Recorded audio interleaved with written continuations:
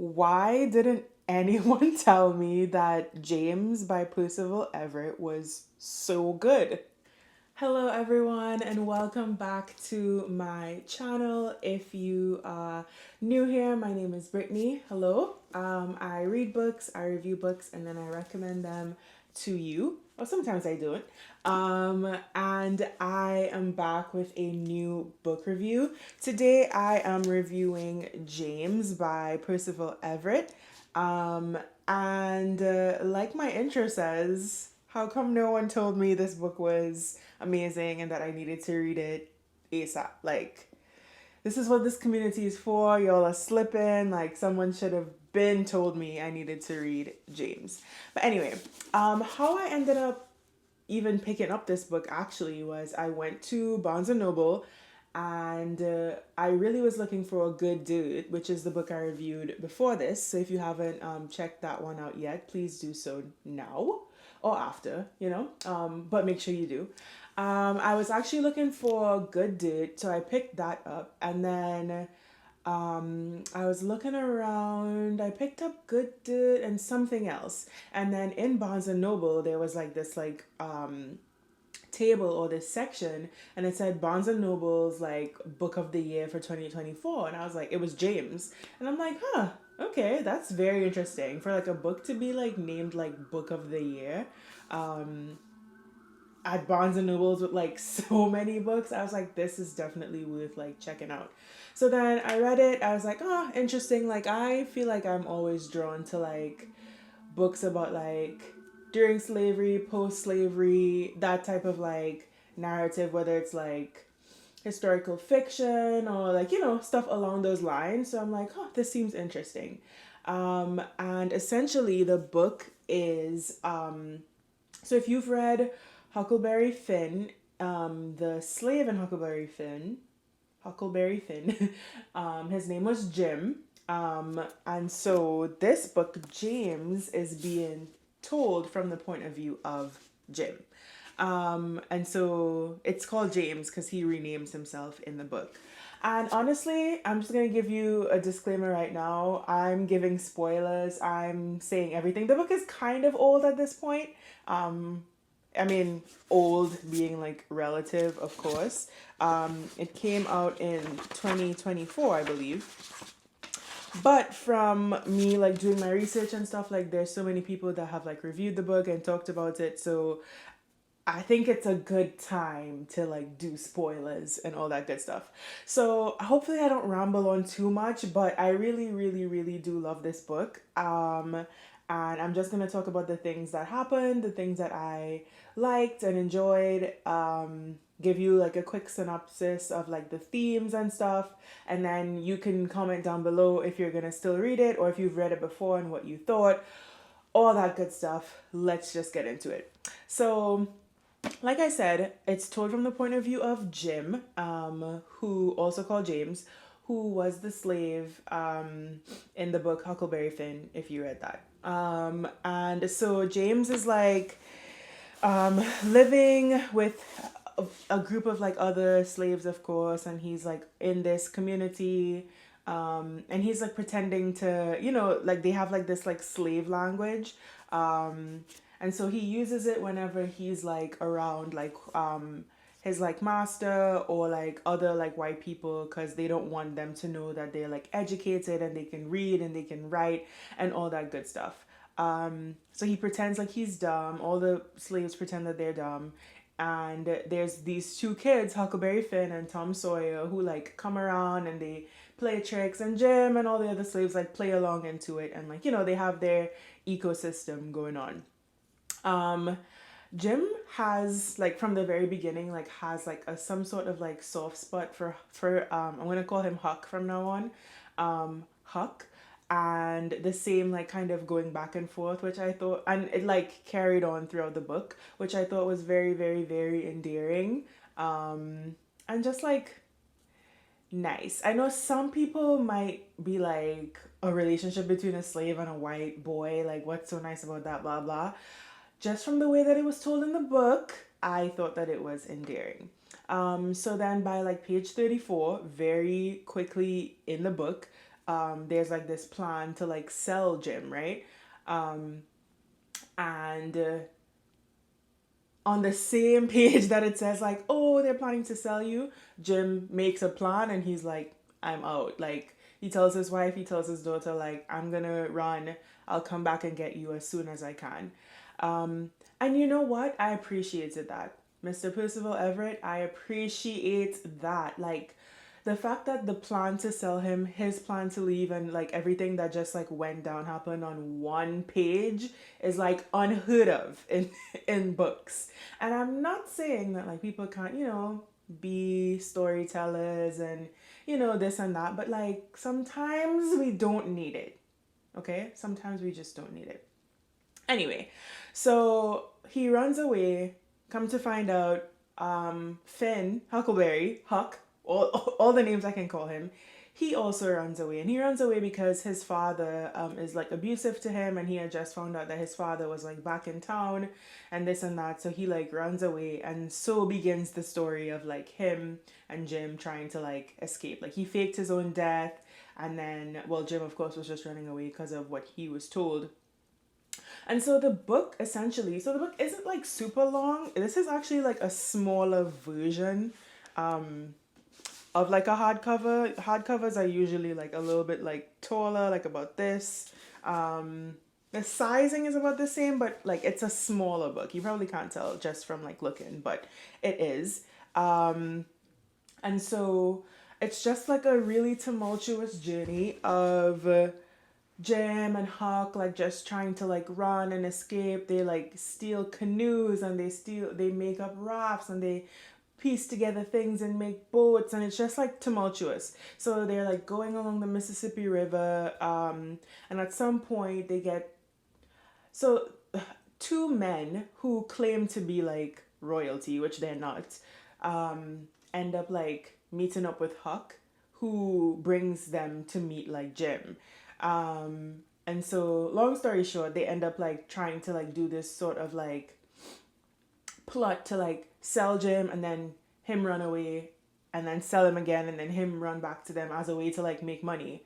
But then like of course like the power just like gets to their head, and then they end up like really treating him like full slave vibes. So they had to endure that. And then Jim was like singing one day, and like these like this minstrel group like heard him, and then they bought him slash hired him, and then he escaped from there. So it's just like so many things going on.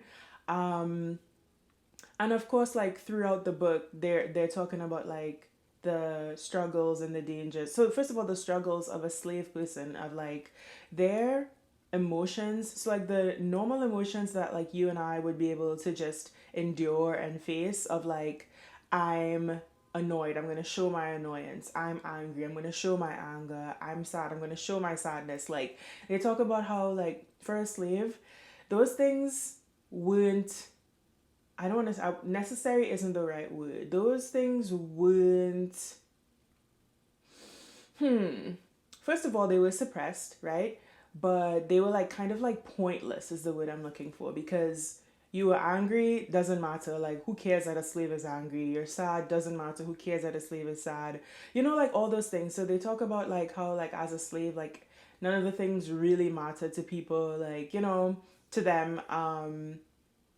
They talk about how they have to suppress everything, which is like a real, like, imagine you had to suppress everything that you were feeling, including positive emotions, because even in the book they were like, oh, like, people hated seeing like slaves joking and laughing and having fun, or like, just constantly having to suppress all of your emotions. Like I literally just needed to take a deep breath, because like nobody wants to live that life. So they talked about that. And then of course, like naturally in the book there's mention of like lynching and the R word, and you know all the things that slaves had to endure during slavery, and during the time of like when it was like kind of, there was the war happening, and like talks of abolition. I think that's the right way. When I said it, it came out kind of weird, but I was like, abolition of slavery. So all the things that they had to deal with. While all through the book, so like I tell you, they're running, they're hiding, they're doing all these things. Jim had many moments of just like carelessness where I just wanted to just like, bro, lock in. Like he would like fall asleep out in the open, of course, naturally, because he's like so tired. Or like he would like forget where he was and like be caught doing something, and so I'm just like, no, like you're on the run, like focus. But the biggest, and forgive me because like I said, I didn't read Huckleberry Finn. The biggest like surprise of this whole book was like to find out that like Huck is actually Jim's son. I was like, that just explains everything. Like no wonder they had like such like a love and a like a close relationship the whole time. So yeah, that whole thing was just like really really cool. So then like I said, most of the book is just like the struggles and all the things they had to deal with of like trying to run this down the third. And then kind of closer to the end, Jim decides that like I will never be able to like save enough money or earn enough money to like buy back my family. And then on top of that, a slave can't buy a slave. Like I would need to be like already a free man. So he's like, you know what? I'm going back to where my family is and I'm just gonna like bust them out. And so he goes back home, and when he gets back home, he finds out that they've sold his wife and his daughter, and it's just like, ugh, devastating. So now Jim is like boss vibes. He's like, oh, word, nah. Now I'm gonna like really turn up. Because like before he wasn't like really violent. He was like playing the role of like, I'm a slave, like I'll go along with these things, just trying to like make my way through. But now he's like, oh nah. And he witnesses some things that like really makes him really angry. So he kills one of the like overseers. He kidnaps another one, like gets the information from them of like where his wife and his daughter are, like where they were sold to. And then he basically goes there and starts a riot and finds his family. And I know the way that most books are written is just like after all of that trauma, you're gonna come to tell me that his family is dead. You're gonna come to tell me his family wasn't there. Like, no, we deserve, as a reader, I always say this, I want to have a nice bow wrapped up at the end. And I feel like there's been a few books where I haven't gotten that. And this one really, really did it for me. It was like he got there, he set the whole place on fire, he like freed some people, he found his wife and daughter, and then the last page kind of like alludes to like them not being taken back as slaves, which I was like, yes. It was like, so like I said, it was during that time when like the North and South were like fighting and like trying to like end slavery.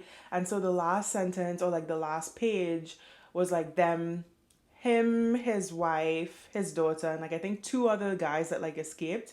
They like went to this other place, and like the sergeant who or whoever there was like, who are y'all? And he was like, he said all their names, and the guy was like, and who are you? And he was like, James. And he's like, James who? And he's just like, just James. And then it made it seem like the he wrote it as like they were really in trouble because of the war, like nobody really knew what to do. So it was a nice ending to a book that could have been like very, very devastating. It was very devastating anyway. But overall, this was an amazing book. Like I feel like because I didn't have like any context of it, I kind of like went in kind of like blindly.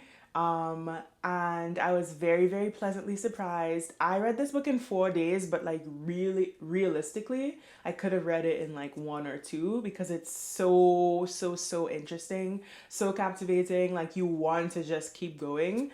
It's a short book. There's only like, I want to say 303 pages. And I think I only remember that number specifically because that's the the number of like my class. Yeah. 303. So it's a short book. There are some things that might be a little bit tricky for some people, like tough to read. If like reading about like slavery and the things that were going on at that time is tough for you, but it's not like overwhelmingly where you can't like get through. Like I said, you want to get through. So yeah, like I said, this book has been out for like quite some time, and like so many people have talked about it, so I feel like I'm okay with like spilling the tea on like what actually happened. So if you've read it already, please let me know in the comments what you thought. I want to talk about this book so much. And if you, even with all of my spoilers, you still want to read it, I definitely recommend it. 100% highly recommend.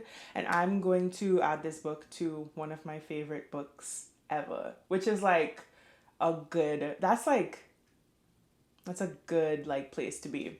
So anyway, if you've enjoyed this review, please give this video a like, subscribe if you haven't already. I will be having more book reviews rolling out for you guys. And yeah, share it with a friend that you know loves reading books. And